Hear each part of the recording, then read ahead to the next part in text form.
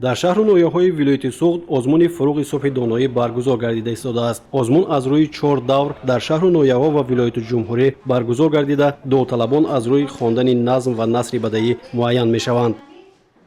از مؤسسه ما بسیار خوانندگان در اینجا اشتراک کرده ایستادند. همه‌شان کتاب دوست میباشند، میخواهند که معنویات خود را به این واسطه بلند نمایند و در آزمون غالب آیند و سزاوار جایهای نمایان گردند.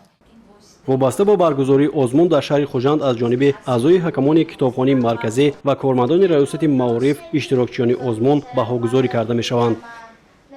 در شعبه معارف با متصدیان همین ساحه، با راهبران مؤسسات تعلیمی، با کتابداران مؤسسات تعلیمی کارهای فرماندهی بردیم.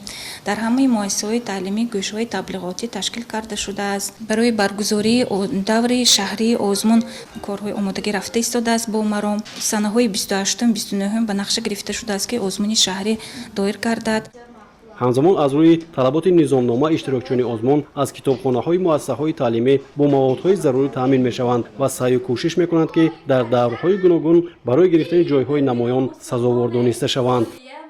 خواهی که دانا شوی شخصی توانا شوی گیر مرا من کتاب حکمتی من به حساب گیر روزی دستت نمان گشته و برگشته خوان لیک فقط زینهار تازه مرا نگه دار.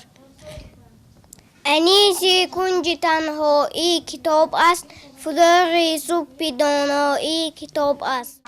با دستگیری مقامات اجرایی حکومت دولتی شهر خوجند در مؤسسه تحصیلات میانی عمومی رقم 5 کتابخانه الکترونی تأسیس داده شده است. این کار خوانندگان را آسان می‌گرداند و خدمت رسانی به مشتریان بهتر می‌شود.